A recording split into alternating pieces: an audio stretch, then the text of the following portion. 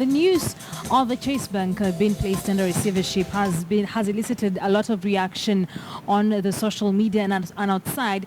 And joining us now in the studio is Joy Doreen Bira, our business anchor, to just give us paint a picture for us on what it really means for a bank to be placed under receivership. All right, thanks, Akisa. And, a lot is happening in the banking industry right now. The appointed governor, that is Patrick Njoroge, is really taking it up to him to make sure he cleans up the banking industry.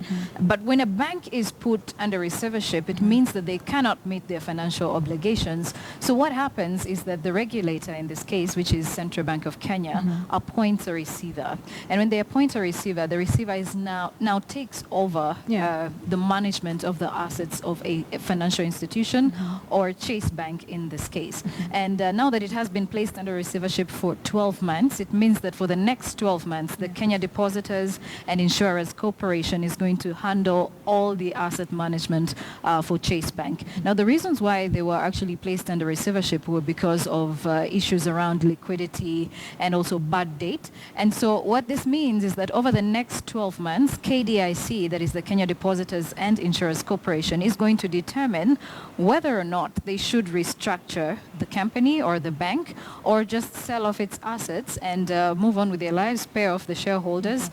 And well, when banks are placed under receivership, it puts the depositors in a bad place, that is the account holders in a bad place, because half the time you're not able to access your money from the ATM or from the bank over the counter.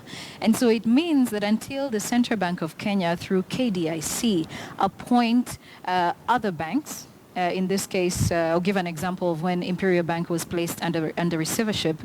They did appoint KCB and Diamond Trust Bank to, issue out the money to the depositors of Imperial Bank. So that's what happens when banks are placed under receivership. Right. So now, where does this leave the account holders? We have seen a story from Kisumu, of course, the customers complaining, the consumers. What next for them? Well, for now, they just have to wait, because now if they cannot access their money, they just have to wait for the Central Bank and the Kenya Depositors and Insurers Corporation to either say this and this bank that are already operational or other commercial banks are going to be able to give out the money to all the depositors. Now, that means that you have to have a certain amount of money for you to be able to withdraw your money or even have access to your money. Now, they say Chase Bank has about over 1,000 employees.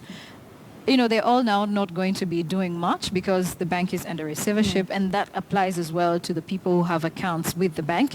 And usually when we're looking at the authority that KDIC has right now, if they actually determine that Chase Bank cannot be able to move on with its financial obligations, then they could sell off its assets, and therefore selling off its assets means that the shareholders themselves are not going to be able to receive any of that money until the bad debt that Chase Bank owes is paid. That includes paying off the account holders. Doreen, before I let you go, what does it say about the Kenyan banking sector? Are we stable? Well, it does say quite a lot, because right now we're seeing this is the third bank in about 9 months that has been placed under receivership. And so we're looking at the fact that, the banking industry in Kenya is very vibrant. We have about, we've had about 44 banks. And since Dubai Bank and Imperial Bank were placed under receivership, we're left with 42 banks. Now that Chase has been placed under receivership, we're having 41 banks.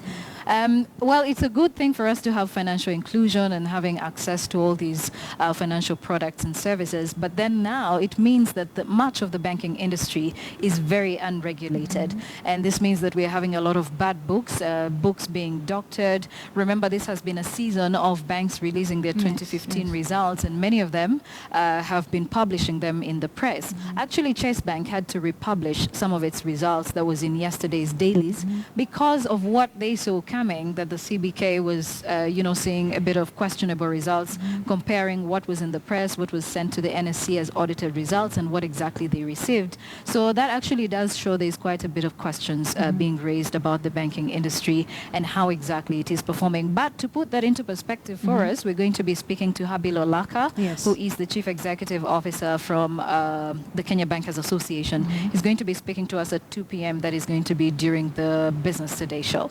Wow, thank you.